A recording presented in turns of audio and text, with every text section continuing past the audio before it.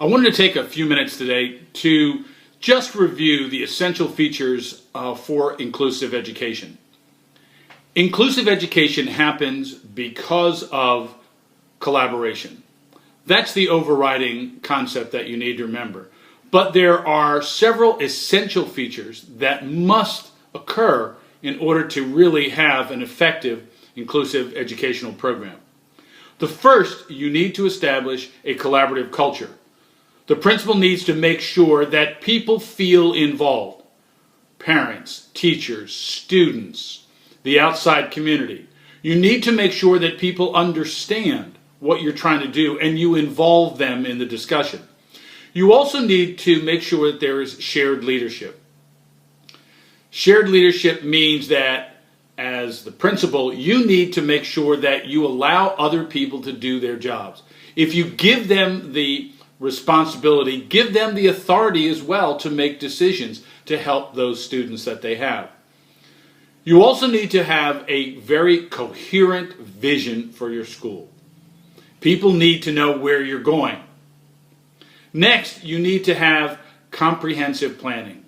You can't just decide one day we're going to have an inclusive educational program and decide tomorrow we're going to start it. No, there really needs to be a comprehensive examination, a comprehensive plan for what you're going to do.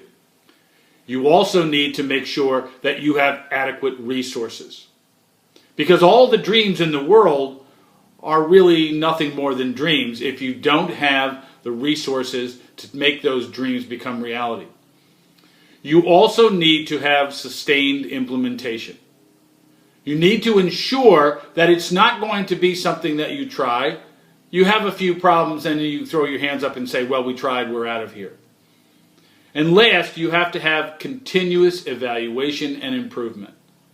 You need to constantly look at what you're doing. Is it working? And if it's not, make those adjustments.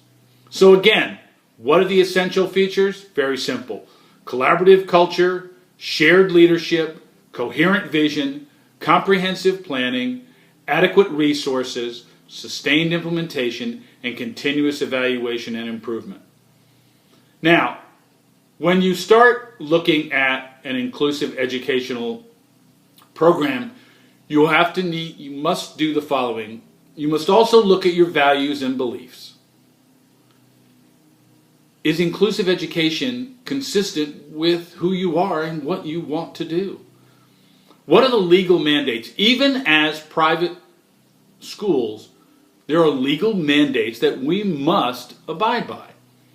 And you also need to look at the school reform initiatives. How have other schools attempted this? What have their successes been? What have their failures been? If you do those things, then you have a very good shot at having an inclusive educational program and an inclusive educational environment in your school. I appreciate it. Thanks for listening.